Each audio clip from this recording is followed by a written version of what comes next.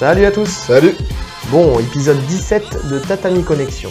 Donc voilà, on vous a pas oublié. On a fait des pronostics là effectivement MMA, mais on continue aussi avec Tatami Connexion. Et là, il y aura un peu des passerelles MMA, Jiu-Jitsu, parce que cette fois-ci, on va parler de pourquoi changer son style de combat. Ouais. Donc on en a des exemples tout le temps. En fait, il est très difficile de conserver le même style tout au long d'une carrière, que vous soyez loisir ou compétiteur, quel que soit le niveau. Donc on va essayer de déterminer pourquoi. Donc moi, en fait, je suis parti, on a eu du mal un peu à rentrer dans le sujet, mais je suis parti de ce que tu m'as dit au début. En fait, voilà, c'était ton premier réflexe a été de me dire, bah c'est quand on perd. Donc oui, effectivement, c'est quoi? C'est une des raisons. C'est une des raisons, mais c'est pas si simple que ça. Alors, en fait, on peut pas réduire ça à juste le fait de perdre quelque chose, de perdre des combats. Donc déjà, on va parler défaite. Déjà, est-ce qu'on change de style à partir du moment où on vit sa première défaite? Non. Ah, ça sera une erreur. Oui, ça serait une erreur. Donc effectivement, je pense aussi que c'est pas ça, c'est pas le bon moment de faire les ajustements, enfin de changer de style plutôt, mais peut-être de faire des ajustements. En fait, je pense qu'il y a des étapes avant de changer le style. Moi, j'ai noté justement cette histoire de modification en fait de quelques points. En fait, analyser sa défaite et puis y aller. Et puis en même temps, quelqu'un qui te bat, ça veut pas dire que tu perdras systématiquement. Tu peux avoir des gens qui ont un anti-jeu au tien. Et bah forcément ça va faire en sorte que tu vas arrêter, qui va t'arrêter en fait dans ta progression et dans tes victoires. Donc en plus moi je pars du principe que changer constamment de style, en fait finalement tu n'arrives jamais à te mettre à créer des automatismes, et donc bah tu progresses jamais. Ah, je suis d'accord. Donc ouais, je pense que si un changement de style intelligent, c'est quand on a plusieurs défaites. En fait, là, quand on sent qu'on arrive à la fin d'un cycle. Quand on a un jeu bien établi et que tout le monde commence à le lire, pas juste un mec. Ouais. Quand tout le monde commence à le lire et qu'on commence à perdre, à enchaîner beaucoup de défaites, là, ça serait judicieux de changer de style. C'est ça. Et c'est d'autant plus vrai. Alors là, pour le coup, en fait, ça serait beaucoup plus rapide si on fait la passerelle. Si on va faire aussi, donc je vous ai dit par les MMA et Jiu-Jitsu brésilien. Le changement, par contre, sera peut-être plus rapide dans le MMA. Oui, il y a beaucoup plus de paramètres. De paramètres, exactement. Ouais, qui rentrent en ligne de compte. Et surtout la médiatisation, le fait qu'il y ait un seul combat, tu sais, où toute l'attention elle est sur toi. À partir de ce moment-là, les gens ils ont plus de clés de lecture à regarder, tu vois. Alors qu'en JJB, finalement, tu fais des compétitions. Il y a plein de choses sur plein de tapis, il y a plein de combats, il y a plein de choses différentes qui se passent sur une même journée. Donc en fait, les informations, elles sont un peu noyées dans la masse. Ouais. Et puis tu vas affronter un profil, un autre profil, encore un autre profil, tu vois, tu vas affronter. Tu sais même pas qui profils. tu vas affronter. Quand tu arrives, tu sais même pas qui tu vas affronter. Donc tu peux pas te préparer, tu peux pas faire de game plan. Oui. Tu vois, sauf si c'est sur un gala. Oui, effectivement. Après, de toute façon, puis en plus en JJB, l'évolution du style, il se fait un peu naturellement. Enfin, tu sais, parce que c'est dans l'ADN même de la discipline qui évolue année après année. Ouais. Donc effectivement, pour le coup, là, limite, on n'attend peut-être même pas la défaite pour changer de style. Enfin, si on reste sur l'esprit défaite. Mais je pense qu'il y a on va dire, des cycles. On est toujours je compare le JJB un peu, tu sais, au virus à l'antivirus et au virus dans l'informatique. Tu vois, c'est-à-dire que tu as le virus qui vient et l'antivirus s'adapte au virus. Tu vois. Le virus, il fume tout pendant un petit moment. C'est ça. Le temps que l'antivirus revienne et ainsi de suite. Et là, pour le coup, c'est un peu la même chose. Tu vois, tu vas travailler, tu vas faire la warm guard, et puis 3 mois après, ils vont se retrouver toutes les défenses de la warm guard. Donc après, tu vas te creuser la tête, et puis tu vas faire, je sais pas moi, n'importe quelle autre garde, et puis tu vas ou garde ou renversement, où tu vas faire adapter ta warm guard, et puis jusqu'à ce que quelqu'un trouve encore quelque chose. Donc effectivement, bon, le premier réflexe qu'on a, finalement, c'est pas forcément le truc qui vraiment fait qu'on peut changer de style. Ouais, en me creusant la tête, c'est la première chose qui m'est venue, mais c'est vrai qu'en réfléchissant, c'est pas la première des raisons. Non. Un autre point, moi, que j'ai vu et qui potentiellement serait peut-être plus indiqué pour le changement de style, c'est le changement de physique, quand ton physique évolue. Ouais. En fait, si tu prends du poids, si tu perds du poids, si tu te blesses, si tu vieillis, en fait, ça, je pense que c'est plus indiqué déjà un changement de style. Bah, en fait, c'est même pas que c'est plus indiqué, c'est que c'est limite obligatoire. Oui, parce que là, tu peux plus faire T'as autrement. pas le choix. C'est ça le truc.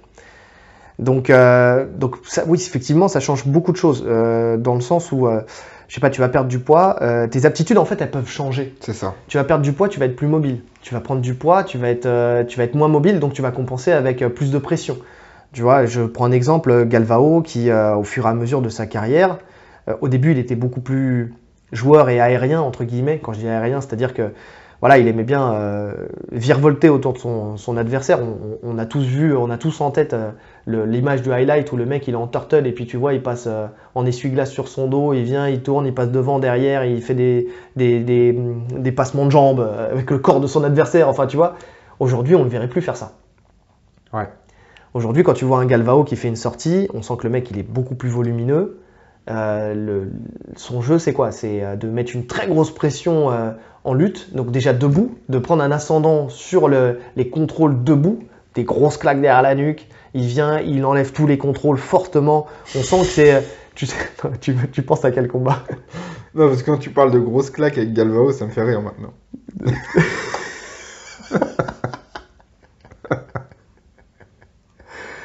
Oh non. Est-ce qu'on aura le temps? Je ne sais pas. On fait là? Non. Parce que ça va nous couper dans le podcast. En fait, on est pris par le temps parce qu'on fait les deux podcasts. Maintenant, est-ce qu'on vous la fait courte à ce niveau-là pour parler un petit peu du sujet Galvao contre Gordon? On verra si on arrive à trouver 5 minutes pour vous le faire. Mais ouais, il y a quelques petites choses à dire parce qu'on a tout vu, tout lu là-dessus. Donc voilà. Bon, passons. Mais je pensais que tu pensais aussi à Cobra. Ah non. qui a fait se faire disqualifier parce qu'il mettait des claques derrière la nuque de son adversaire. Bref, passons. Donc effectivement, là on sent qu'il a plus un jeu de gorille, quoi, de domination. Donc là, parce que pour le coup, effectivement, son jeu il a changé. Lui, il a fait une prise de masse. Légère. Ouais. Légèrement. Plus il apprend de la masse, plus il perd du coup. Ça, il a fait le régime du camp. Ah non, régime du camp, on maigrit. Non, mais si, parce que à mon avis, les protéines, il a dû en bouffer. Beaucoup de protéines. Mais pas que ça. Donc, en tout cas, ça a modifié son style. Mais ça a modifié son style. Après, on a les blessures qui obligent à changer de jeu. Mais après, est-ce que ça marche ou est-ce que ça marche pas? C'est-à-dire que est-ce que tu sais changer ton jeu suite à une blessure pour revenir en haut c'est compliqué. Du top, quoi. En fait, ça dépend quelle blessure. En fait, si ton jeu change, c'est que c'est forcément sur une de tes armes principales. Et si tu perds une de tes armes principales, t'es forcément moins bon, je pense. Bah, on a le cas José Aldo. Ouais, qui peut plus kicker. Ouais. Qui a fait une grosse partie de sa carrière, qui était connu pour ses low kicks dévastateurs. Et je crois qu'il a eu un accident de moto déjà. Il me semble, et après, à force de kicker, de toute façon, ça fait des dégâts, il a des problèmes au genou, il peut plus kicker. Même si on le revoit kicker, là, ces derniers temps. C'est ça, mais il kick différemment. En fait, il n'envoie plus sa jambe avant, il envoyait, quoi. Comme une batte de baseball, voilà, c'était ça. C'est d'ailleurs un des premiers qui mettait des calf kicks. Hein. Quand on parle de calf kick, pour moi, c'est un des premiers qui les utilisait vraiment bien. Et on se rappelait son combat contre Faber, il lui avait cassé la jambe. Taper jambe Faber. Non, une horreur. Elle est bleue. Une horreur. Bleu, violette, noire. Ouais. Il devait pas marcher à mon avis pendant un mois. C'est un truc de fou. Mais oui, mais lui, tu vois, il a eu du mal à faire sa transition. Là, il commence à revenir. Il a commencé à changer son style, mais ça a été long. On va dire que le problème, c'est changer de style pour une blessure. C'est quelque chose qui se fait pas comme ça du jour au lendemain. Bah ouais, parce qu'il faut tout réadapter. Bah c'est ça, et puis en plus il faut que tu fasses avec ta blessure, c'est-à-dire que quand tu es blessé, forcément, bah, tu as aussi l'aspect psychologique qui va avec. Donc effectivement, c'est assez compliqué. Bon, on a aussi tous les lutteurs quasiment de l'UFC qui ont modifié leur jeu par rapport aux blessures. Hein. Alors tu vois, ça j'ai mis ça dans l'esprit vieillissement. Il y a blessure, mais c'est des blessures d'usure. C'est pas quelque chose qui est arrivé comme ça où tu as eu un accident, où tu vois, par exemple, je pense à un Anderson Silva qui se pète le tibia. Lui, on sait que ça a niqué la fin de sa carrière. Ouais. Tu vois, il a eu son KO, certes, mais après, c'est ce qui vraiment le met là aujourd'hui au niveau auquel il est. C'est qu'il a le tibia pété. Et je vais dire que, à mon avis, c'est une des blessures, peut-être pas la plus douloureuse, mais psychologiquement qui te fait le plus mal. Je sais pas, je l'ai pas eu, mais. Moi non plus, mais je pense que psychologiquement, elle te fait du mal. Parce que là, ta jambe, c'est une baguette mouillée. Tu sais, tu dois avoir un ressenti. Ah, tu dois avoir une pression d'envoyer la jambe après. Bah ouais. Donc, mais ça, tu vois, ça, c'est une blessure. Pour moi, les lutteurs type Cormier, Ousmane ou encore. C'était quoi le troisième que je te disais tout à l'heure? Et voilà, encore une fois, j'oublie un nom. Cormier, Ousmane et je sais plus. Je connais pas lui. Romero. Et Romero.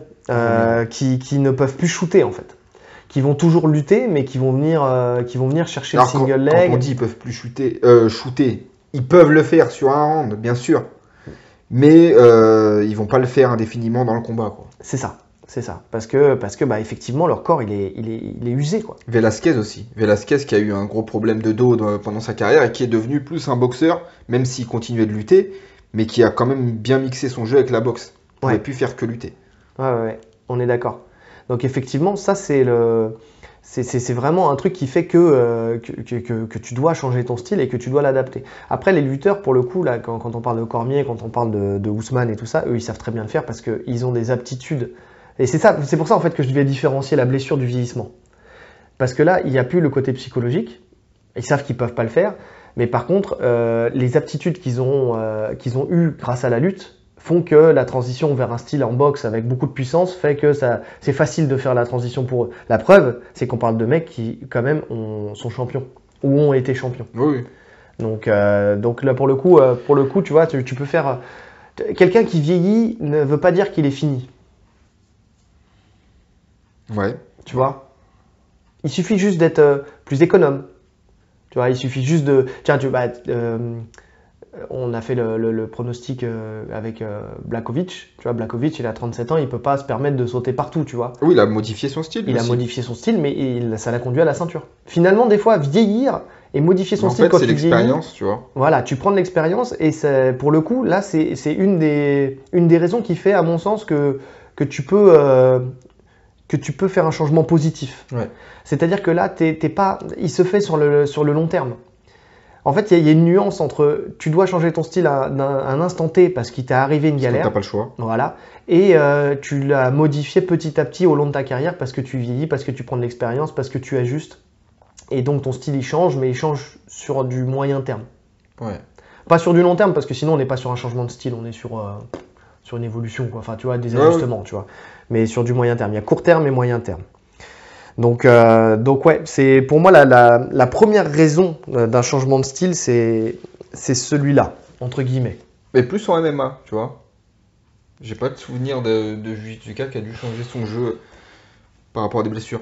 Alors, plus en loisir autour de moi. Mais de stars, j'en ai pas en tête qui ont une blessure qui a dû modifier leur jeu, tu vois. Moi, je sais personnellement, je me suis fait une grosse entorse au poignet, j'arrivais plus à faire de guillotine, tu vois, alors que je kiffais ça. Oui, mais aujourd'hui, tu peux en refaire. Je peux en refaire, mais je sens que... Tu as modifié ton jeu. J'ai dû adapter mon jeu par rapport à ça. Des triangles, je peux plus en faire. En fait, ce que je veux dire par là, c'est que tu as modifié ton jeu sans chercher à revenir à ton ancien jeu. Tu vois ce que je veux dire? C'est-à-dire que là, aujourd'hui, tu pourrais refaire des guillotines, tu pourrais les faire différemment. Parce qu'en fait, toi, tu faisais des marcellotines, en fait. Ouais. Mais sauf qu'au lieu de venir saisir ton poignet, tu venais saisir au niveau de tes doigts. Ce qui fait que ton poignet, en fait, se tordait et c'est là où tu t'es blessé. Ça. Donc, le triangle, je dis pas. Parce que le triangle, c'est les problèmes de genoux que tu as eu qui font que... Non, c'est au niveau de ta cheville, je crois. Les deux. Les deux.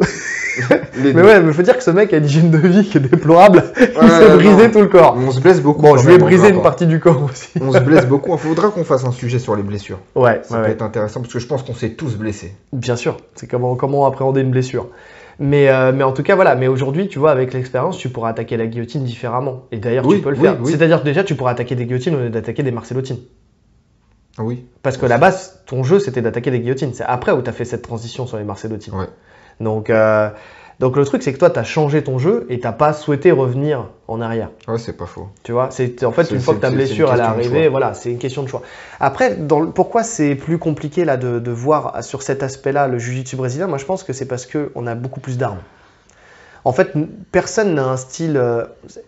Tu prends un judoka, il a 2 amenés au sol et il travaille que ça. S'il se blesse, ça lui nique une partie de sa carrière. Ouais. Tu prends un mec au jiu-jitsu brésilien, en fait, c'est tellement vaste le travail au jiu-jitsu brésilien que finalement, ton adaptation elle est beaucoup plus simple. Il peut adapter son jeu. Il C'est peut ça. rester dans son jeu, mais en faisant quelques réglages. Donc tu verras peut-être plus de triangle, mais à la fois, il pourra faire autre chose, tu vois. Je sais pas, une omoplata ou un truc comme ça. Et en fait, finalement, tu verras pas. Si là, en parlant, j'ai quelqu'un qui me vient en tête, c'est Eddie Bravo. Eddie Bravo qui au début avait des rubber guards beaucoup plus durs entre guillemets, mais qui après s'est fait opérer du genou parce que justement il a eu l'usure à cause de ses rubber guards, qui est repassé sur un jeu un peu différent. D'ailleurs tu le vois, enfin il est beaucoup plus en electric chair. Ouais. Tu vois son combat par exemple contre son deuxième combat contre Royce. Non, c'est pas Royce. Royler. C'est Ouais. Royler. Contre Royler Gracie. Où il travaille avec le lockdown. Il travaille en electric chair. Effectivement, lockdown electric chair, mais tu le vois pas attaquer la rubber guard comme il a fait pour son premier combat et qu'il l'a conduit au triangle. Tu vois, donc lui, pour le coup aussi, le vieillissement et Ouais. c'est pas la blessure là pour le coup, c'est C'est l'usure, là. l'usure Parce a que fait c'est qu'il un a jeu dû quand même modifier son qui jeu. est très, Traumatisant. très traumatisant. Donc ouais, pour le coup là c'est l'exemple parfait pour ça. Tu vois, comme quoi dans le jiu-jitsu on peut le voir. Maintenant, effectivement, c'est parce que voilà, il avait un style signature qui était poussé. Quand tu travailles en demi-garde profonde ou quand tu travailles en lasso, Il peut quand même utiliser la rubber guard.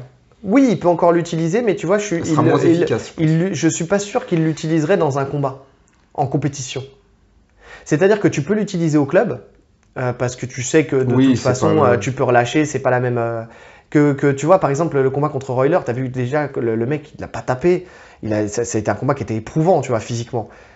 Mais tu te dis que si tu attaques la rubber guard souple comme tu es et que le mec il est là et qu'il te met une grosse pression sur ta jambe pour te bloquer et t'empêcher de travailler là-dessus, la tension sur le genou elle va être très forte et même si tu te blesses pas, tu sais que tu vas y laisser des plumes. Donc c'est pour ça à mon avis que stratégiquement il n'a pas utilisé ça dans son deuxième combat. Donc et je pense que si on le voyait plus souvent en compétition, je pense qu'on le verrait un peu plus. Tu vois ? Ouais. Ensuite, qu'est-ce qui peut faire encore évoluer la discipline, le style, justement, c'est une discipline qui évolue. Ouais, c'est ça. Tu vois, et que tu dois t'adapter ou non à cette discipline. Le règlement, le changement de règlement. Ouais. Donc, par exemple, moi, le premier truc qui m'est venu à l'esprit, c'est la DCC. Enfin, c'est pas un changement de règlement, mais tu sais, le fait que les mecs se soient un peu plus lancés dans la DCC et que des mecs de l'IBJJF, tu sais, soient présents à la DCC. On a vu qu'ils ont tous, par exemple, fait un travail énorme sur la lutte. Ouais. Donc ils ont changé de physique, puisque forcément pour travailler la lutte, ils ont pris beaucoup plus de volume. Mais ils ont dû vraiment travailler leur lutte. Ils ont compris qu'il y avait un tournant. De toute façon, on en a déjà parlé, hein, la lutte, ça fait vraiment partie intégrante maintenant du jiu-jitsu. En tout cas du no-gi. Oui.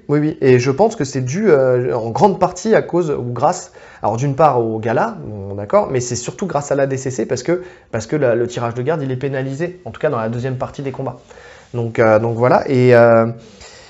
Quand on parle de lutte, moi la plus grosse transition que j'ai vue, changement de style que j'ai vu, même si c'était quelqu'un déjà qui était très fort debout, mais qui aujourd'hui a vraiment plus mis l'accent dessus, c'est Cyborg Abreu. Donc, en fait, pour tout vous dire, on a fait évoluer le podcast, l'idée de ce podcast au fur et à mesure, parce que à la base, mon idée c'était de parler de Cyborg, justement, et c'était peut-on renaître de ses cendres. Après, on s'est dit bon, c'est peut-être un peu fort dans le terme, parce que effectivement, Cyborg n'a jamais été au fond du trou. Du gouffre. Mais il n'empêche que son style, il a dû le faire évoluer parce qu'il était plus adapté au no-gi moderne entre guillemets. Ouais. Cyborg, c'est quelqu'un qui luttait beaucoup, mais qui tirait aussi beaucoup la garde, qui travaillait Oh, bah alors, en plus je l'utilise tout le temps. Mais grave, Mais oui, moi aussi. mais voyons, Oh, bah voilà. incroyable. Quand tu inverses ta garde et que tu mets ta jambe entre ses jambes et que tu le balances. Et ben alors, Tornado. En tornado, mais bien sûr. Donc il travaillait beaucoup en tornado, effectivement, et là, bon, à bout d'un moment, c'est un style qu'on voit, qui est lu et qui ne pouvait plus durer entre guillemets. Surtout qu'en plus c'est un style qui demande beaucoup, c'est énergivore, tu vois. Et plus tu vieillis, surtout plus à ce poids-là. Plus tu as du mal à soulever tes adversaires. Après, lui, il est toujours resté au même poids. Mais il y a eu un truc qui s'est passé pour lui. Il a trouvé l'amour. Non, mais je dis ça en rigolant, mais c'est vrai. En fait, depuis qu'il est avec sa meuf, Maggie Grindati, je crois que c'est comme ça le nom de famille, qui s'occupe en plus de la prépa physique de son académie de Fight Sport, et qui lui a donné un peu une deuxième jeunesse. Et en fait, il travaille complètement différemment. Déjà, tu sens que physiquement, même s'il a toujours été à la pointe, c'est quelqu'un qui s'est toujours, voilà, il a toujours fait des grosses prépas physiques de fou. Là, tu sens peut-être que c'est peut-être plus régulier, plus intelligent, plus suivi, tu sais, moins à droite à gauche. Parce qu'on sentait que c'était un mec qui testait beaucoup de choses. Il a testé les élastiques de lutteur russe, il a fait du crossfit, il faisait beaucoup de soulevés de terre. En fait, il faisait beaucoup de soulevés de terre. Donc, un physique monstrueux. Voilà. Là, tu sens que le mec, il travaille un peu différemment, ce qui fait que même encore à son âge, le mec, il est affûté comme c'est pas permis. Il est balèze, mais bon, il est quand même affûté. Et il a complètement changé son style et il est beaucoup plus rentré dans la lutte. Et ce qui fait qu'aujourd'hui, force est de constater qu'il est sur une série de victoires qui est énorme et pas face à n'importe qui. Il a quand même aligné des grands noms. Il a perdu certes contre Gordon Ryan, mais tout le monde a perdu contre Gordon Ryan jusqu'à maintenant, à part Pena. Et il a perdu aussi contre le seul qui pouvait peut-être lui tenir tête en lutte, c'était Nicky Rod. Donc, parce que là, pour le coup, tu as un mec qui est plus lourd que lui et qui est plus jeune, explosif, plus puissant. Mais quand on regarde ses prestations au Fight to Win, il a gagné l'IBJJF GP, où il a quand même battu tous les lourds du circuit, quoi. Donc il avait remporté 40 000 $, un truc dans le genre. Au Kazai, au WNO, le mec, il enchaîne les victoires et il est revenu au top grâce à son changement de style. Ouais.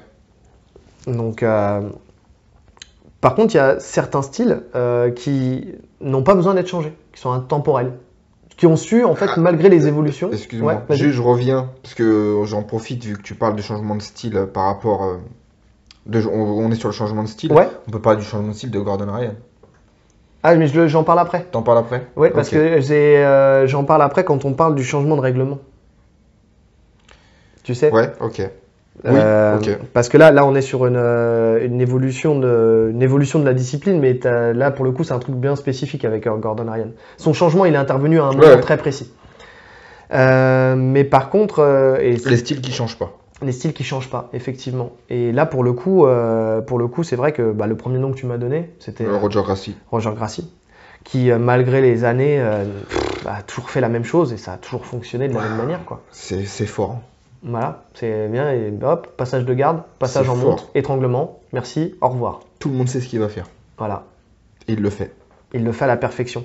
Mais on peut citer aussi Xandre Ribeiro, qui finalement n'a pas beaucoup changé de style, il a toujours son JJB old school et qui performe. Alors peut-être que, effectivement, il gagne peut-être pas la DCC, mais il va très très loin dans la DCC, il change jamais de style.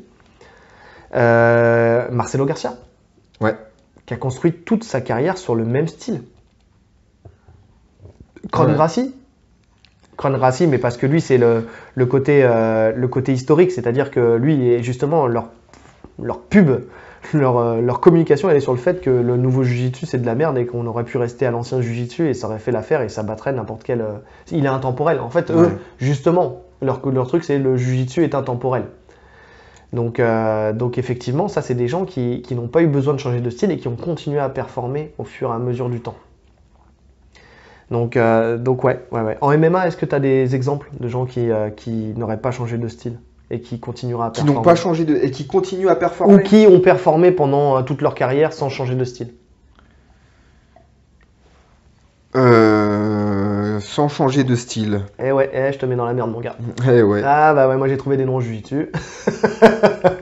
Non, j'en ai pas. Sans changer de style. En fait, il y a toujours des petites adaptations, mais... Quelqu'un qui aurait fait un style... par exemple, je pense à Chuck Liddell. Chuck Liddell, il a fait toute sa carrière sans véritablement changer de style. Ouais. C'est une autre époque, tu vois, mais je pense qu'à l'époque, c'était plus facile. Ouais. Randy Couture, je suis pas sûr qu'il ait changé de style. Georges Saint-Pierre. Ça c'est différent parce qu'après, ils sont plus dans la gestion, tu vois. Donc, ils changent quand même un peu de style par rapport à leur montée, je trouve. Je parle de Georges Saint-Pierre. Des mecs comme John Jones, tout ça. John Jones, ça fait longtemps qu'il est dans ce style, mais en fait, c'est depuis qu'il est champion qu'il est dans ce style. Avant, il était beaucoup plus impressionnant dans ses victoires. Tu vois, parce qu'il avait un style beaucoup plus aérien, les coups de coude retournés, etc. À partir du moment où il est devenu champion, il a été dans la gestion.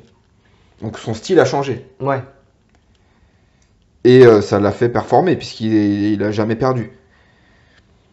Mais de mec qui est arrivé du début à la fin avec le même style, sans aucune adaptation, non, j'en ai pas... Il y avait Vanderlei Silva, mais bon, est-ce qu'on peut dire qu'il a brillé? Non, ouais, je parle de gens quand même qui sont restés quand même au top, entre guillemets. Vanderlei Silva, ouais, c'est... Crocop, Crocop, ouais. Crocop. toujours le même style. Et un qui ne changera jamais de style. Francis Ngannou. Francis Ngannou. Non, mais Francis Ngannou, ça peut être un bon exemple de quelqu'un qui changera pas de style en MMA parce que je pense pas ou Adesanya, qui changera pas de style. Je le vois pas demain aller chercher quelqu'un en lutte. Enfin, tu vois, Ouais. Anderson Silva. Et je pense que c'est plus adapté pour le coup aux strikers en MMA, qui n'auront pas besoin de changer de style parce que il suffit juste qu'ils arrivent à bloquer la lutte de leurs adversaires, mais ça, il faut qu'ils le comprennent très vite. Donc finalement, c'est des styles où tu... Bah après, striker, José Aldo, ça a été différent, tu vois, mais quelqu'un, un striker qui va pas se blesser, tu vois, je pense qu'il peut faire toute sa carrière sur son style et ça changera pas grand-chose. Ouais, mais de toute façon, c'est ce qu'ils font. Quand on voit un changement de style, c'est surtout les lutteurs et les jujitsuka qui veulent se mettre à la boxe plutôt que l'inverse. Hein. Ouais. On n'a pas de striker qui devient un grappleur d'élite. Hein. Tiens, un mec qui a changé de style, bah tiens, c'est marrant, qui a changé de style et qui est vite revenu à ses premières amours, c'est Demian Maia. Bah, je l'ai noté. Hein. J'ai noté dans les changements de style ratés. Demian Maia. Bah ouais. Alors raté dans un premier temps, parce qu'après il est revenu raté à entre guillemets période, tu vois, voilà. Une période de sa carrière quand il a voulu boxer, quoi. Ouais, pour le coup, ouais, c'est effectivement, Mais même les mecs comme Jacare, tu vois, pour moi c'est raté. Parce qu'ils sont trop reposés sur leur boxe. Après, ils ont modifié leur jeu. Ils auraient dû rester beaucoup plus jujitsu, un mec comme Jacare. Ouais, c'est très vrai. Je pense qu'il aurait une meilleure carrière. Ouais. Même s'il a déjà eu une excellente carrière. Hein. Alors pourquoi on dit Demian Maia? Parce que nous, bon voilà, ça parle peut-être pas à tout le monde, dans le sens où Demian Maia, au début de sa carrière, il a voulu boxer en anglaise, et jusqu'au moment où il s'est pris un KO dans les premières secondes je sais plus contre qui c'était. Je sais plus. Il s'est pris un KO fulgurant sur une droite venue de l'espace et il est tombé. Mais en tout cas, après, il s'est vite rappelé qu'il était jujitsuka. Voilà, et depuis, bah, il est revenu sur une série de victoires, et puis il a été jusqu'au title shot qu'il a perdu contre Ousmane, mais effectivement, mais bon, en tout cas, voilà, lui, pour le coup, c'est typiquement l'exemple de personnes qui ne doivent pas changer de style. Parce qu'ils sont trop forts dedans. En fait, plus tu es fort dans ton style, et moins tu as intérêt à changer de style. Autre façon de changer, enfin pourquoi changer de style? Bah justement, le changement d'environnement, pour le coup. Ouais. Donc changement d'environnement, c'est-à-dire changement de règlement, passer du ring à la cage ou de la cage au ring. Donc ça c'est quelque chose qui pour moi aussi, c'est soit tu sais faire ta transition, soit tu sais pas la faire. Ouais. Et je vais prendre deux exemples, par exemple dans le Jiu-Jitsu, et je vais surtout tourner ma page parce que ça se passe de l'autre côté. Et oui, je prends des notes, les gars. Donc, je ferai pas l'affront de vous faire une story avec mon cahier parce que vous pourriez pas comprendre. Donc, ben justement, c'est que pour moi. Donc, on va prendre deux mecs de la même team qui, à la base, ont le même style. Même si j'en ai noté qu'un à la base, mais c'est vrai que là, en discutant, je me dis, voilà, c'est le plus bel exemple. On a Gordon Ryan et on a Gary Tonon. On a Gary Tonon qui vient, dès qu'il passe à l'IBJJF, c'est nul. Enfin, c'est nul. C'est pas nul, mais en tout cas, il performe pas, il fait pas de podium, il se fait toujours arrêter très vite dans sa compétition. Par contre, vous le mettez sur un truc à la soumission, une compétition à la soumission ou la DCC ou un truc comme ça. Bon, la DCC, sauf quand il rencontre JT Torres, bon, ça, c'est sa kryptonite. Mais mec, en tout cas, il performe. Il est exceptionnel. C'est un des meilleurs grappleurs de tous les temps. Mais quand tu lui retires ses clés de talon, ou en tout cas son jeu qui n'est pas adapté au règlement de l'IBJJF, c'est fini. Et il n'a jamais su faire la transition. Jamais su ou jamais voulu. Oui. Il n'a peut-être jamais travaillé. De toute façon, le circuit IBJJF, je pense pas que lui, il s'est lancé dans le MMA, donc ça l'intéresse pas plus que ça. Exactement. Et puis il avait peut-être pas cet objectif-là d'aller faire un grand chelem. Comme transition, Gordon Ryan, qui lui, pour le coup, a changé son style du tout au tout quand il est passé à l'IBJJF et qu'il a décidé d'aller venir taper tout le monde là-bas. Ouais. Donc il avait gagné les PAN, les Worlds, il a gagné tout. Et c'est à ce moment-là où il a déjà su faire comprendre, bon ça on en avait déjà parlé aux arbitres, encore une fois, que voilà, il y avait certains aspects de son jeu qui étaient réglementaires. Mais c'est là où il a complètement arrêté de travailler sur les clés de talon. Et d'ailleurs, même jusqu'à ne plus vraiment en faire dans les circuits où il a le droit. Bah, c'est ça en fait. Et parce que je pense qu'il s'est rendu compte que c'était pas un style qui, sur le long terme, allait durer. On en a déjà parlé de ça, de la fin de l'ère clé de talon. Même si là, c'est en train de revenir, parce qu'en plus, ça va être autorisé à l'IBJJF et tout ça. Mais en tout cas, on voit qu'il a plus de réussite, en tout cas, il a eu plus de réussite à aller chercher le dos de ses adversaires à étrangler qu'autre chose. Bah, en fait, les clés de talon, à partir du moment où, quand ça arrivait, bon, personne, enfin, pas personne, mais les gens ne les travaillaient pas plus que ça, donc ils avaient un net avantage. Mais maintenant, ça y est, tout le monde sait défendre plus ou moins les clés de talon. À ce niveau-là, je parle. Hein. Donc lui, pour le coup, c'est l'exemple parfait de quelqu'un qui a su faire un changement de style rapide et efficace et qui, sur le long terme, continue à changer de style. Parce qu'on le voit là, il a fait le W, justement, il a combattu au WNO face à Jiménez ce week-end. Et effectivement, là, il n'a pas cherché à prendre le dos. Il a dit qu'il allait prendre la monte et prendre le juji. Il a pris la monte et il a pris le juji. Mais en fait, quand je regarde les combats de Gordon Ryan, j'ai l'impression de regarder un DVD de Danaher. Ouais, en fait, il recrache le DVD. C'est exactement ça. Mm. C'est-à-dire que là, aujourd'hui, il s'est maté le DVD Juji juste avant. Il dit ça va être Juji. Voilà, donc il faut que je prenne la montre de telle manière, il faut que je me mette en S de telle manière, il faut que je déverrouille ses bras de telle manière. Et après, quand j'attaque, bah, s'il roule, je place mes jambes de telle manière. C'est ça. Ouais, non, mais c'est vraiment le produit, l'élève que tout le monde, sur le papier, hein, je parle pas du comportement, mais sur le papier, que tout le monde veut avoir, c'est-à-dire le mec, voilà, tu lui montres un truc et il va le recracher à la perfection. Et voilà, enfin, que dire. Donc, bon, après, voilà, c'est peut-être un exemple un exemple qui n'en est peut-être pas un, dans le sens où le mec, c'est un génie il sait tout de la faire, discipline. En fait. Quoi. Donc, changement de style. Ouais, pour il lui, sait tout faire en fait. Ouais, c'est un des années en boxe, quoi. Il sait tout faire. Ouais. Donc c'est facile de le guider après derrière. Ensuite, passer d'une discipline à une autre, on peut voir que ça peut être bénéfique comme ça ne peut ne pas l'être. Et là, pour le coup, ça peut changer ton style en fait. Pourquoi ? Quand tu passes d'une discipline à une autre, je vais prendre l'exemple Conor McGregor qui est passé du MMA à l'anglaise et de l'anglaise au MMA. Ouais. Et pour le coup, lui, ça l'a fortement desservi. Parce que le fait de changer de discipline, alors ça peut être ça comme ça peut être un mec qui va passer, je sais pas moi, du JJB à la lutte. Tu sais, j'ai un exemple qui n'est pas pour le coup quelqu'un de connu. Un élève à moi qui était très fort en jiu-jitsu brésilien, mais qui avait un style justement très rubber guard, très sur le dos, qui avait une bonne petite lutte, tu vois, mais qui était super impressionnant quand il était sur le dos.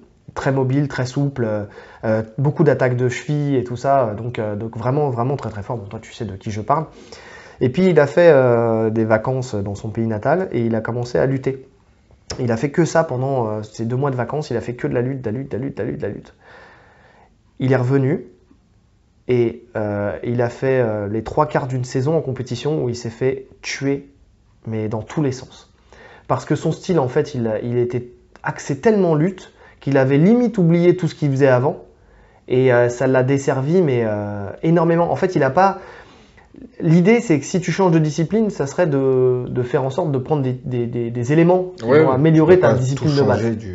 Mais tu peux pas t'enfermer dans une discipline trop longtemps sans prendre le risque d'oublier ta discipline de base, en fait. C'est ce qui s'est passé avec McGregor, c'est ce qui s'est passé là pour sa défaite contre Poirier. Ouais, après c'est un peu différent. Je pense qu'il était, après on peut pas savoir, mais comme ils disent, il était déjà sur le combat contre Pacquiao. Aussi. Donc il avait déjà commencé plus ou moins une prépa de boxe. Parce que quand on voit son combat contre Cerrone, il n'a pas une attitude de boxeur, tu vois, il envoie les jambes. Ouais, mais ça dure 40 secondes. Ouais, ça dure 40 secondes, mais dans son attitude, tu vois tout de suite. Il envoie Iki, enfin il est mobile, il n'a pas une posture de boxeur, tu vois. Alors que là, contre Poirier, il a vraiment une attitude de boxe anglaise. Ouais, je suis d'accord. En fait, non, mais c'est dans la logique dans laquelle il a appréhendé le combat. C'est-à-dire, il a dit, je veux combattre contre Poirier parce que c'est un gaucher et qui fait de la boxe. C'est ça. C'était un combat de MMA. De Pacquiao après. C'est ça. Pacquiao est 1000 fois meilleur que. Enfin, c'est même pas comparable. Ah non, mais tu peux pas Tu peux pas comparer te une boxe préparer avec MMA. Poirier pour affronter Pacquiao. Bah non, tu peux pas comparer une boxe MMA à une boxe anglaise, quoi. Un boxeur de boxe anglaise. Ça quoi. n'a rien à voir. C'est pas les mêmes appuis, c'est pas les mêmes déplacements, c'est pas le même positionnement de corps. Tu le vois tout de suite quand un mec vient de la boxe anglaise. Il a les jambes très écartées, tu sais, il a le buste légèrement en avant, il est très mobile. Enfin, tu vois, sa garde, elle est. Enfin, ça n'a rien à voir. C'est la règle dans la posture. Déjà, tu remarques un mec qui fait de l'anglaise d'un mec qui fait ne serait-ce que de la boxe pied-point, ou alors encore plus du MMA. Ouais. Donc ça a été une grosse erreur. Ce changement de style, ça a été une erreur pour le coup. Ouais. Ensuite, moi, j'ai parlé aussi, je sais pas si toi, c'est un truc qui te marque, c'est parce que bon, en plus, c'est marrant, il y a eu la polémique, bah, justement, encore une fois, Gordon Ryan qui dit, voilà, je prouve à tout le monde que c'est une connerie de dire que de faire Oui, du gi, ça t'aide à faire du no-gi. Je l'ai vu. Mais en fait, c'est vrai, et il y en a plein qui nous disent ça, ouais, mais attends, moi, je fais du JJB avec ma veste toute l'année, et quand j'ai envie, je retire ma veste, Non. et je suis bon, j'ai juste à faire 2-3 ajustements, et je suis bon. Ça se passe pas comme ça. Mais en fait, si ça se passait comme ça se verrait au plus haut niveau. Et le problème, c'est que quand on regarde bien et quand on analyse bien, rares sont ceux qui font véritablement les deux disciplines tout le temps. Je dis bien tout le temps. Je dis pas qu'il n'y a pas des passerelles, des gens qui vont combattre pour un combat comme ça, à droite, à gauche pour un gala ou pour quand ils préparent la DCC. Mais on le voit déjà quand ils préparent la DCC. Les mecs ne mettent plus la veste. Pendant longtemps, ils se disent ils ont un objectif, c'est la DCC, ils vont arrêter de mettre la veste. Pourquoi? Parce que de toute façon, tu crées des automatismes et il y a des subtilités du gi ou du no-gi que tu ne retrouves pas dans l'autre. Dans les contrôles, dans le cardio, dans justement l'aspect de la lutte. Le rythme du combat, dans c'est le pas le rythme même. du combat, tu vois. Ça glisse beaucoup plus et ça incite beaucoup plus à la soumission quand tu es en no-gi que quand tu es en kimono où tu peux, comment dire, tu peux aller étape par étape dans ton jeu et dans ton style, tu vois. Donc, à mon sens, il y a des ajustements à faire d'une discipline à une autre. Et après, il y en a qui savent le faire et il y en a qui ne savent pas le faire. Philippe Pena, il sait très bien combattre dans les deux disciplines. Et il sait très bien gagner dans les deux disciplines. Est-ce qu'il adapte son style ou il a le même style? Parce que si tu prends un Roger Gracie, on parlait de Roger Gracie, Ouais. qu'il soit en gi ou en no-gi, ça va être la même chose. Oui et non, parce que son étranglement, il le fait avec le col quand il est en kimono. Mais effectivement, en tout cas, ça sera Oui, mais un style sur le très fond, simple. c'est la même chose. Tu vois, ça va très être simple. garde fermée, Ouais. renversement, position montée, et puis voilà. Marcelo, pareil. Marcelo, il vient, il fait soit son arm drag, soit ses renversements en papillon. Enfin, Il le se garde style, aussi. voilà, il se garde, le style, il est foncièrement pareil. Cobrinha, le style, il est foncièrement pareil. Parce que Cobrinha, par exemple, c'est quelqu'un qui performe dans les deux. Par contre, qui serait moins bon en gi ou en no-gi? Bah déjà, bon, Gordon Ryan, hein, on va pas se mentir, il combat pas en kimono parce que voilà, ça serait une catastrophe. Il a beau dire qu'il voulait faire champion du monde, je pense que ça serait pas possible. On l'a vu, alors pour le coup, quand on a fait la partie sur les DVD, que je vous ai parlé du DVD où il y avait les mecs de la DCC qui s'entraînaient ensemble, on l'a vu en kimono face à des mecs du kimono et on sent clairement que ça, il ferait pas le poids. Est-ce que j'ai des exemples en tête qui me viendraient? J'ai mal fait mon travail? Ouais, je pense. Hein. Ouais. Des mecs qui sont moins forts dans une discipline que l'autre, Ouais. qui font les deux. Bah en fait, il y a des gens que tu verras pas, tu vois. Je sais pas, je pense à Meregali, tu vois, par exemple, j'ai pas le souvenir, peut-être que je me trompe, mais de l'avoir vu en no-gi. Ouais. Tu vois, qui serait moins fort en kimono ou autre? Ouais, j'en ai pas en tête. Ouais. Bah après, ouais, c'est. Ouais. Team Spring, je sais pas. Allez, disons, Team Spring, il serait peut-être meilleur en no-gi Il fait du qu'en kim. gi. Ouais, c'est des gens qui font les deux, si mes souvenirs sont bons. Donc ouais, par exemple. Mais ouais, enfin, en tout cas, il y en a certains qui seront meilleurs en no-gi qu'en gi. Tu vois. Ouais, j'ai mal fait mon travail, je m'en excuse. Mais en tout cas, c'est une En réalité. fait, ceux qui font plus de no-gi seront meilleurs en no-gi. Oui, c'est ça. Non, et puis après, t'as des gens qui s'adaptent très bien, tu vois. Mais en fait, je pense que c'est une question de style. Quelqu'un qui a un travail qui est beaucoup trop centré sur le kimono, il performera peut-être moins en no-gi. Oui, bah, c'est Tu vois. logique. Après, t'as des mecs qui le font, qui arrivent à le faire très bien, mais qui vont ajuster, mais parce qu'ils s'entraînent vraiment dans ce style-là. Je sais pas, moi, je pense à Oh là. Voilà, alors de qui je parle, dites-moi tout. Merde, Oh, mais putain, quel la tocard. Warmguard et tout ça, mais vous savez Ah, tous de qui je parle, de Keenan Cornelius, voyons, de Keenan Cornelius. Oui, qui lui a su faire, sait faire des transitions dans les deux disciplines. Mais bon, c'est pareil, c'est parce que c'est des mecs qui s'entraînent toute l'année dans les deux disciplines. Quelqu'un qui fait que du kimono, vous verrez, je parlais de Meregali par exemple, dites-moi si je me trompe, mais je pense pas l'avoir vu en nogi. Donc, parce que le mec ne fait que ça.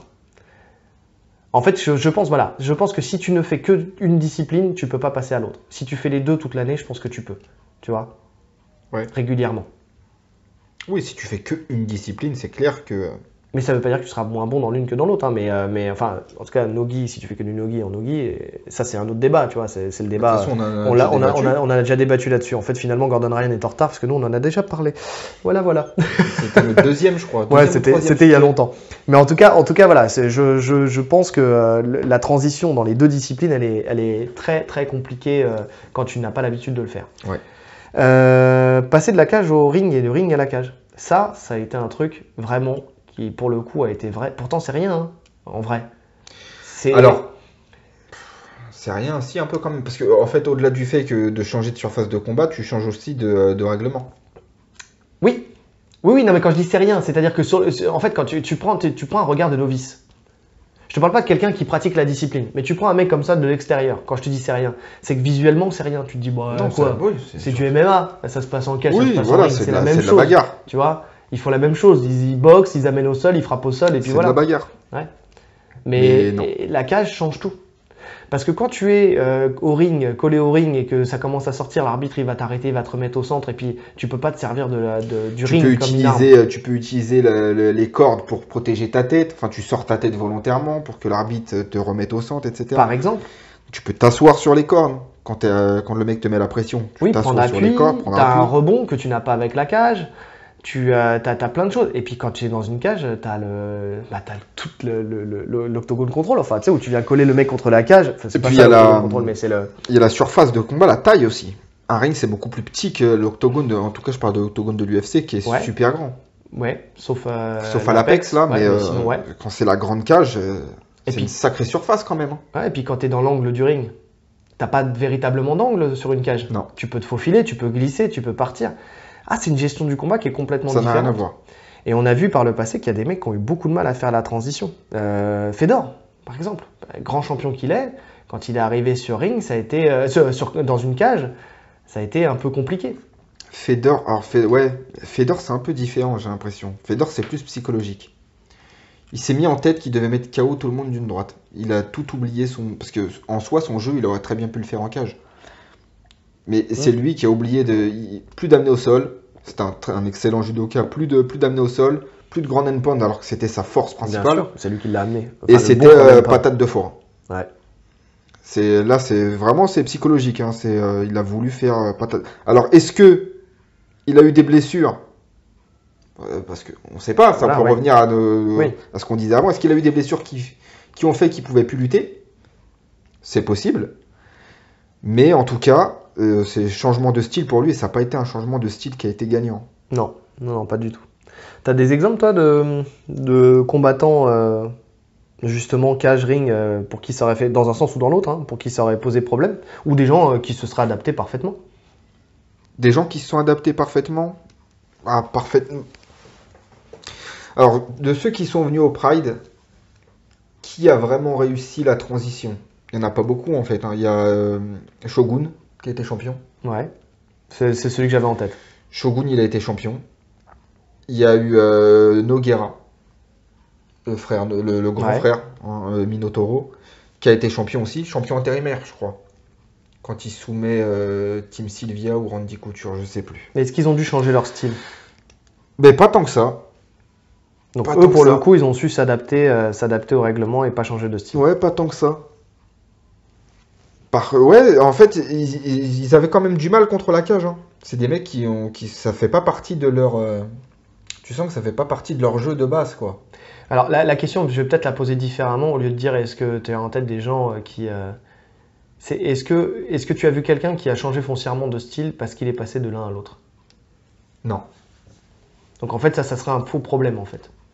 Pour le coup, le changement d'environnement, là, pour le coup, cage, ring, cage, finalement, c'est soit tu as ton style qui s'est adapté naturellement, en fait, Ouais. enfin, en tout cas, En qui tout cas, n'a- de souvenirs, j'en ai pas qui ont changé de style vraiment. Non, j'en ai pas. En tout cas, si ça vous parle, dites-le nous. Dites-le nous s'il y a des Ouais. gens, des exemples que vous avez en tête. Mais ouais. Donc, en tout cas, changement d'environnement, ring cage, finalement, parce que c'était un élément qu'on avait dit tous Ah les ouais. deux, et puis finalement, en y réfléchissant, les gens n'ont pas forcément changé leur style plus que ça avec Ils ont cet changé leur élément-là. style par rapport au règlement qui changeait. Le règlement change. Oui, c'est Donc sûr là, que quand le tu peux pas style sauter à change, pieds tu vois. joints, Voilà. pieds joints sur la tête de quelqu'un, Quand forcément. tu peux plus utiliser, notamment tous les mecs de la shoot et box qui ont dû changer leur style. Ouais. Maintenant, la surface de combat, non, ils ont pas vraiment changé leur style. Hein. Ouais, eux, c'est plus le règlement que l'environnement. C'est ça. Parce qu'on voyait même quand Chuck Liddell, enfin, il y avait des combattants de l'UFC qui venaient au Pride, ils changeaient pas leur style. Hein. Ouais. Ouais. Moralité, ce dernier point, finalement, en fait, n'en est pas un. Ouais, non. Le changement de surface, ça, Ça joue pas. non, Ouais, pas spécialement. Ok. Est-ce que toi, tu verrais quelque chose d'autre qui ferait que tu doives changer ton style? Un autre point, parce que là, on en a vu 4 grands, avec des sous-parties à l'intérieur. Peut-être en MMA, je dirais quand t'as un style trop ennuyeux Ah, tu veux dire, ouais, le fait de... et qu'il faut qu'on te réclame un peu plus de spectacle. Ouais, d'être plus à l'attaque. Ouais. On va prendre le... Bah là, la dernière polémique du moment, hein, Cyril Gane, qui pourtant... à mon Alors sens, moi, n'a je pas suis... fait, il a fait ce qu'il fallait. Il a fait ce qu'il fallait, et puis c'était loin d'être ennuyeux. Mais Dana White qui en fait te met une petite pression en disant ouais, t'as eu ta chance, t'as gagné, mais bon, t'as gagné quoi. T'as pas fait d'étincelle. Donc en limite, c'est toi et ton self-control, parce que tu peux au combat d'après te dire putain, j'ai la pression, je suis plus dans les petits papiers du patron, C'est ça. et te livrer, et ça passe ou ça casse. Mhm. Donc ouais, la pression en fait de l'événement. Ouais, c'est pas mal ça, le changement de style, le fait d'avoir la pression de l'événement et de passer. Et à justement l'inverse, sur un- tu vois, des mecs qui étaient, comme on disait avec John Jones, même Georges Saint-Pierre, qui était plus agressif au début de sa carrière et qui, après, avec l'expérience et avec le fait d'être champion, sont passés en mode gestion totale. Aucune prise de risque. Ouais, donc eux, ça serait la pression de l'événement, mais pas du point de vue marketing, mais du point de vue gestion de carrière, Ouais. maintien de la ceinture, quoi. C'est ça. Ouais. Eux, pour le coup, ils ont changé leur style. Et ça a été des changements gagnants en général. Quand c'est dans ce sens-là, c'est souvent gagnant. Quand on devient plus prudent, Gagnant pour le combattant, perdant pour le public. ouais, c'est pas faux. Donc ouais, effectivement. Ouais, donc ces deux points sont liés en fait. Ouais. Ils s'entremêlent.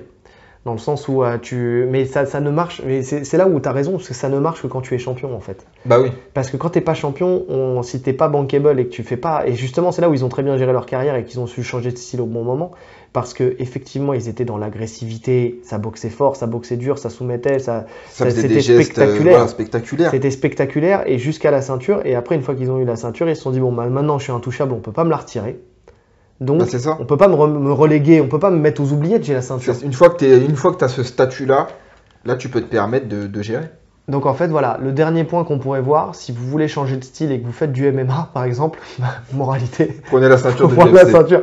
Ouais, prenez la ceinture et après vous pourrez la conserver, enfin il faudra la conserver et là vous pourrez changer de style. Mais la perdez pas sinon vous êtes obligé de repartir au charbon. Donc ouais. Ouais, je pense que c'est un bon point pour finir justement. Ouais, Ouais, bah c'est tout ce que je vois. ouais. Mais bon, en bilan, on peut dire que changer de style, c'est beaucoup plus simple en MMA. Comme on l'a dit au début, il y a beaucoup plus de paramètres. En JB, c'est beaucoup plus compliqué de changer de style finalement. Bah parce que le style est déjà complet à la base. Ouais. Le style est déjà complet à la base. Après, tout dépend effectivement ça sera le cas pour des gens, par exemple, qui passent d'un circuit BJJF à des galas, tu vois, qui est plus permissible. Voilà. Mais si tu restes dans ton environnement, un combattant IBJJF qui reste IBJJF, il peut faire toute sa carrière sur le même style, ça Ouais. posera pas de Il problème. va juste, même s'il enchaîne les défaites, il va essayer de progresser dans son jeu, de faire des ajustements. Il va pas foncièrement changer de jeu. Ouais. Ouais, mais parce que justement, on est sur un style qui est vaste.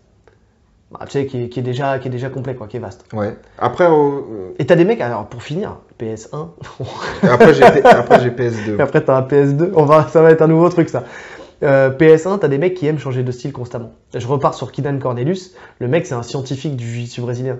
C'est-à-dire que lui, il n'a pas attendu aucun de ses points pour changer de style. C'est que le mec, il est là, il est toujours, voilà, il est toujours dans cette recherche de création de nouveaux styles. Et là, pour le coup, voilà, les scientifiques du jiu-jitsu, en tout cas les gens qui sont dans la créativité, eux, ils vont changer de style constamment. Et c'est grâce à eux, justement, que la discipline, elle évolue aussi tout le temps, en fait, année après année. Donc là, pour le coup, oui, le PS1 que je verrais, c'est ça. C'est des mecs qui justement, voilà, ont ce besoin d'être dans la recherche continuelle, quoi. PS2 Et PS2, c'est une question, en jiu-jitsu, on change beaucoup moins de clubs facilement qu'en MMA. En général, quand on est dans une équipe, on reste dans cette équipe. Ouais. Plus ou moins, tu vois. Oui, ouais, ça a un peu tendance à changer, mais à la base, bah, t'avais cette histoire des créons, là, tu sais, la honte du mec qui quitte son académie. Mais j'ai l'impression quand même qu'en général, on reste quand même plus ou moins dans la même team. Ouais. Alors qu'en MMA, il y a ça aussi. Les changements de camp d'entraînement, oui, par rapport à ton changement de style, ça change tout. Et c'est beaucoup plus simple de changer de camp d'entraînement en MMA. Tu vois, mais il y en a même qui le font trop. Il y en a, moindre défaite, ils changent de camp à chaque fois. Bon, là, c'est une grosse erreur. Et là, on revient au point premier. C'est-à-dire, c'est à la première défaite, tu changes de style. Là, c'est une grosse erreur, puisque justement, tu vas rien apprendre de chaque camp si tu changes à chaque fois. Mais il y a des fois, il faut faire des changements, tu vois. Il y a des fois, il y a des mecs qui font les bons choix de changer d'équipe. Et là, leur jeu, il change, tu vois. Ouais. T'as un exemple en tête?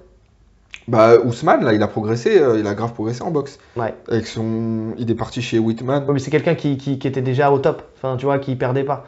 Mais un mec qui était pas bon, qui était pas bon, où vraiment il a explosé après avoir changé de style. Un mec qui était pas bon. Ah, si t'es pas bon, tu restes pas bon. Non, mais je veux dire, tu m'as compris. Quelqu'un qui a changé d'académie, changé de style et qui pour le coup a, en tout cas, Overeem.